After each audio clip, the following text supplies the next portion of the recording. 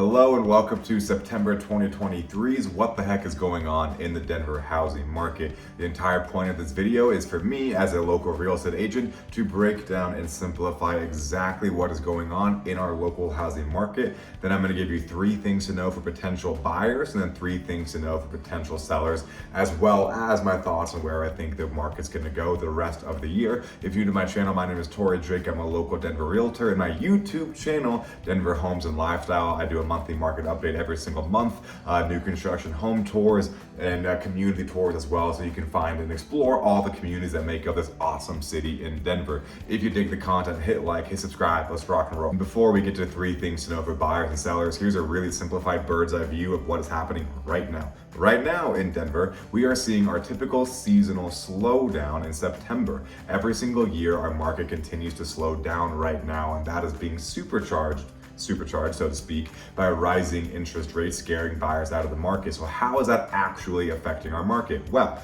we sold about 2% less homes last month, and we saw about 1 to 1.3% depreciation, taking our median home price from $590 to $582 roughly. So we have less buyers in the market, and the buyers that are in the market are pretty sensitive to interest rates, so they are trying to negotiate prices down. And sellers, because there's less buyers in the market, are reducing the price to attract those buyers. So that explains our 2% less home sales, less buyers in the market, and that depreciation, because since we have less buyers, sellers are trying to attract buyers by reducing their price or pricing more reasonably.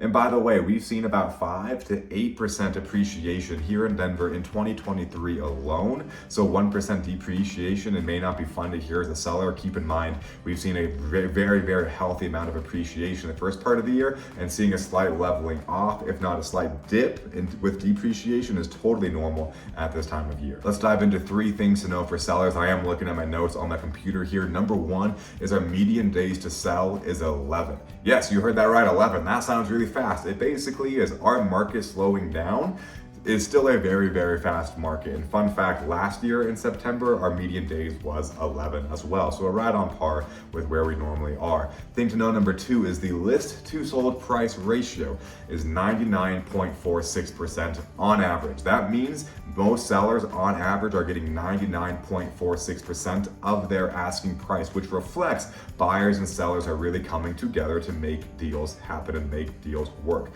Thing to know number 3 is the amount of homes we have for sale is about 6,800, which is a 9% increase from where we were last month. Now, that does not mean 9% more homes are for sale. It just means that our inventory is aging. Our homes are sitting on the market for a little bit longer. So our inventory is growing, not because of a huge influx of new homes every single week, but because our homes are sitting a little bit longer. Now, 6,800 properties, what does that mean in relation to buyer demand? Well, last week let me say this differently. Every week we're averaging right now about 10 to 12,000 showings a week. So still a very healthy amount of buyer demand, 10 to 12,000 showings a week versus about 6,800 properties. Now, 3 things to know for potential buyers is interest rates are fluctuating right around that 7% mark. So definitely talk to a lender to see what you can be pre-approved for. You really want to know what your numbers are before you begin shopping and staying up to date as you shop. Thing to know number 2 for buyers is we close 2% less homes. What does that mean for you as a buyer? Is that reflects you have less competition as a buyer. You might have, since there's less competition, you might be able to be more aggressive in asking for a below list price. You might be able to be more aggressive in asking for a price reduction or asking for help with repairs. But then again, keep in mind, it depends on the market you're shopping in here in Denver. Some markets like Washington Park are pretty red hot and active, and some other areas, Parker, Arvada, some of the bigger areas, you might have less competition and can be more aggressive. So know your market and how to write offers accordingly, or work with a realtor who does that for you. That's me. Okay, number 3, our inventory grew 9%, which reflects the amount of homes for sale. Trying to use less realtor terms. The amount of homes for sale grew by 9% last month. That means, once again, homes are sitting for longer, which means don't be afraid to ask for that price reduction. Don't be afraid to help with don't be afraid to ask for help with closing costs. By the way, guys, if you are digging the content, hit like, hit subscribe. And by the way, my contact information is in the description below. If you find this content helpful and want to talk to someone about real estate or want to extend a friendly friendly invitation to reach out, to have a no pressure, no BS conversation for us to see if it makes sense to work together now or in the future whenever it works for you. No pressure either way. Back to the video.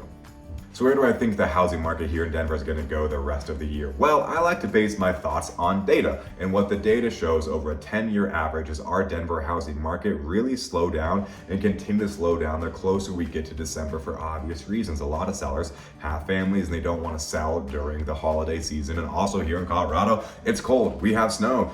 Not a lot of snow, but enough snow that people don't want to move during the winter. So a lot of sellers just hold off and wait till the new year. That being said, if anyone is selling during the winter season, it usually means they are a serious seller and more willing to negotiate with serious buyers. So I think we're going to continue to see slight depreciation. We're going to continue to see buyers asking for price reductions, asking for help with concessions, and sellers and buyers coming together because we're in a bit of a neutral market. Buyers can't dominate sellers, sellers can't dominate buyers. Everyone really has to work together in this market. Guys, if you have questions on the Denver housing market, my name is Torrey Drake. I'm a local Denver realtor. And if you have any buying, selling potential needs, you want to have the most no pressure, no BS conversation about real estate, feel free to reach out. I want to extend a friendly invitation for you to reach out to me. I'm more than happy to have a conversation with you for us to see if it makes sense to work together now or in the future. No pressure either way, guys. I appreciate you watching and I will see you on the next video.